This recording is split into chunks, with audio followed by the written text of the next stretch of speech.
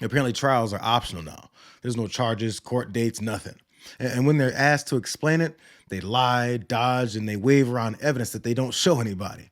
But this time, they got caught lying live on CNN, and it was pretty brutal. You've expressed concern about presidents of both parties having too much power in the executive branch.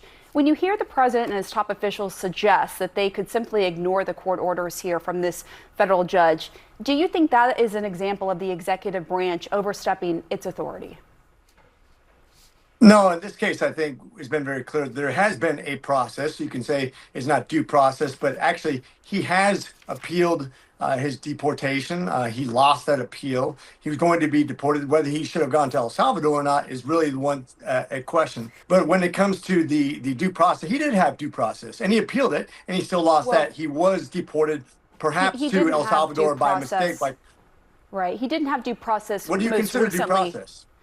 Well, he didn't go before a judge before he was taken off the street and then sent to a mega prison in El Salvador. It's the face of someone thinking that he can bring the kinds of answers that he peddles on Fox News.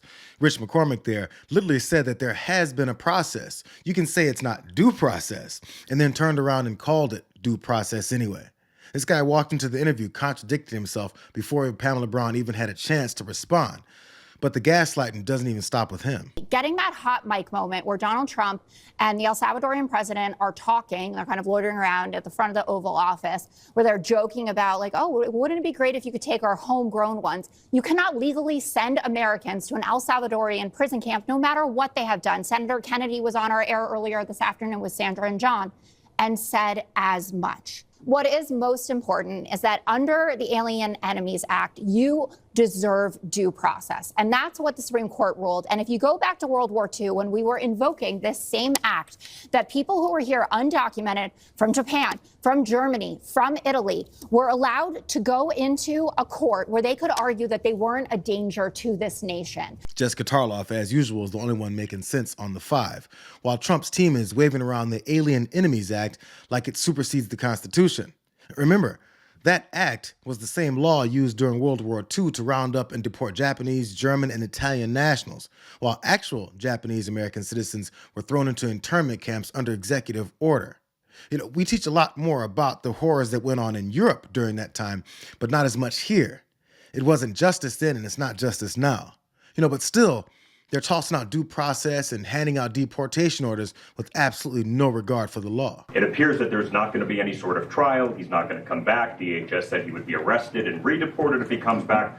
Why not show the American people the evidence that he's MS-13 so they can make an informed decision? President Bukele said he was not sending him back. That's the end of the story. If he wanted to send him back, we would give him a plane ride back. There was no situation ever where he was going to stay in this country. None. He would have come back, had one extra step of paperwork, and gone back again. But he's from El Salvador, he's in El Salvador, and that's where the president plans on keeping him. But the evidence, we're not going to see the evidence?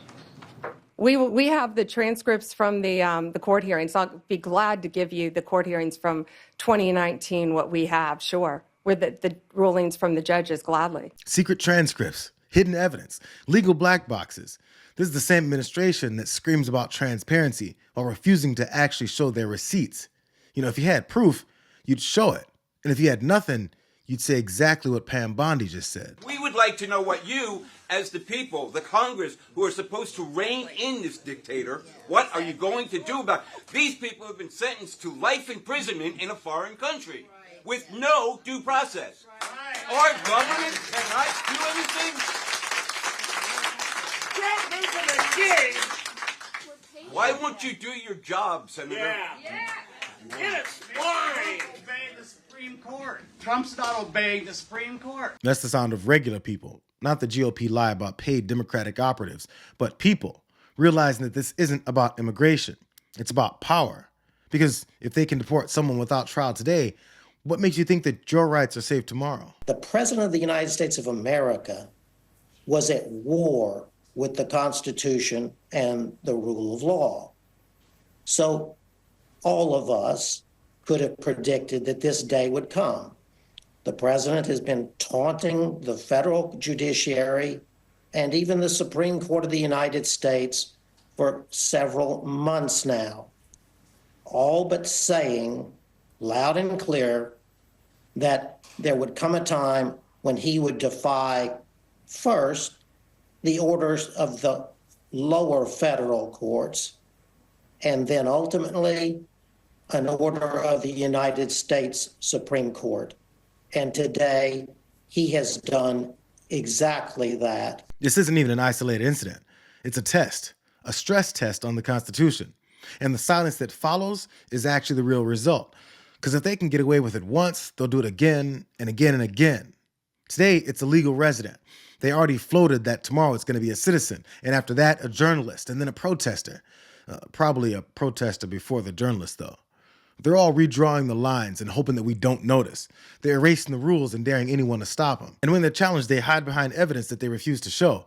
They call everyone a threat, then lean on the same dusty wartime laws that led to internment camps and shameful chapters in our history. That's why they don't like teaching it.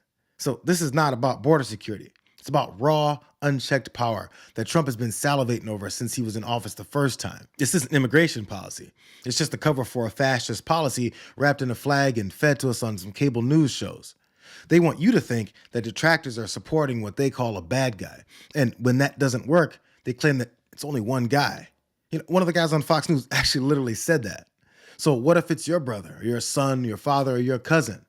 This is the time that all these American principles that we've been bragging about since forever are being tested to see if we're full of shit. And if we don't push back now, there might not be anything left to push back for.